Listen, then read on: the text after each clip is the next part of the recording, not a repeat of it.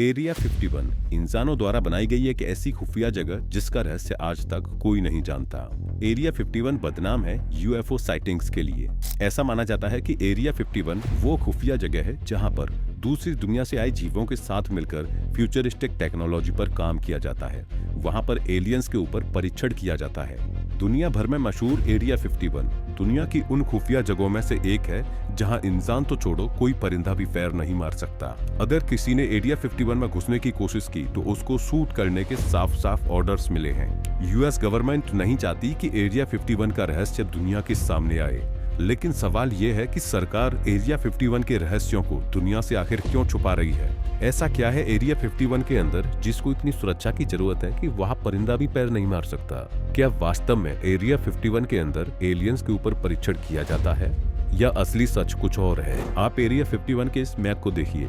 ये जगह रेगिस्तान और पहाड़ियों के बीच किसी भी शहर से मीलों दूर मौजूद है। अगर किसी को एरिया 51 में आना भी होगा तो उसको कम से कम 250 किलोमीटर तक एक ऐसे सुनसान हाईवे पर चलना होगा जहां ना तो कोई पेट्रोल पंप होगा और ना ही कोई इंसान होगा। नेवाडा डेजर्ट पर मौजूद ये जगह यूएस मिलिट्री की एक सीक्रेट फैसिलिटी है। अगर कोई भी व्यक्ति जो एरिया 51 में पहले काम कर चुका है उसने एरिया 51 के रहस्यों को खोलने की कोशिश की है, या तो उस व्यक्ति की रहस्यमय तरीके से मौत हुई है या सरकार द्वारा उसके सभी दावों को झुठला दिया गया है।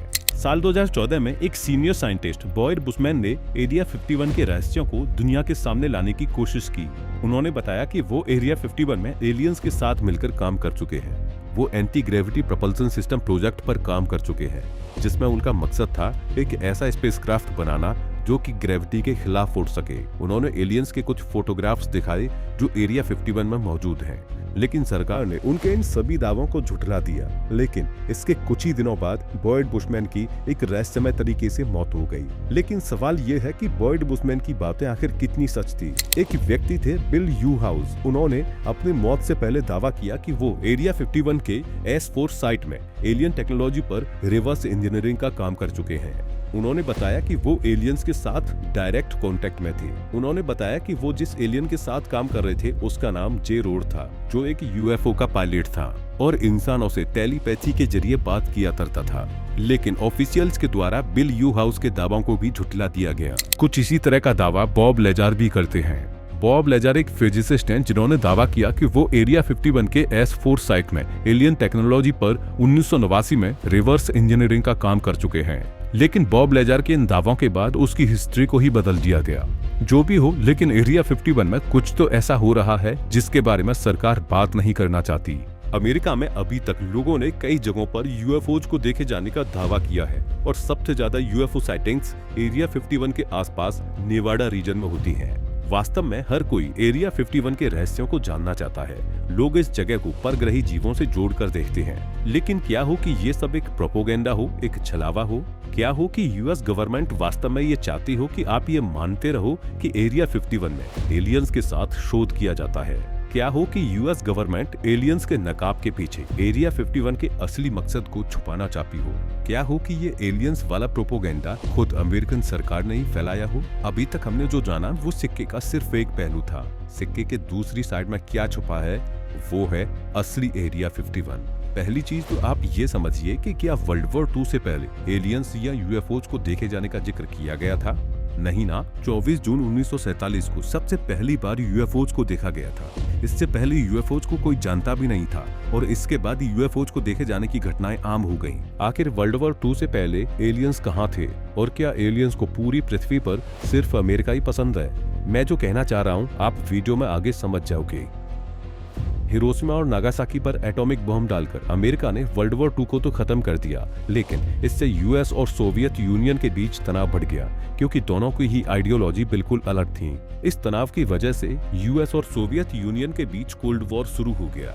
दोनों ही देश अपने अपने हथियारों को मजबूत बनाने में लग गए और दोनों ही देश एक दूसरे पर जासूसी करने लगे। अमेरिका चाहता था कि वो ऐसे हवाई जहाज बनाए जो सोवियत यूनियन पर नजर रख सके और उसकी जासूसी कर सके, लेकिन अमेरिका ये भी चाहता था कि ऐसे स्पाई जहाजों के बारे में किसी को पता भी न चले। इस वजह से स्पाई जहाजों को बनाने और उन्हें टेस्ट करने के लिए अमेरिका को एक ऐसी सीक्रेट जगह की जरूरत थी जो आम इंसानों की पहुंच से दूर हो और जहां पर सोवियत यूनियन उनकी जासूसी ना कर सके।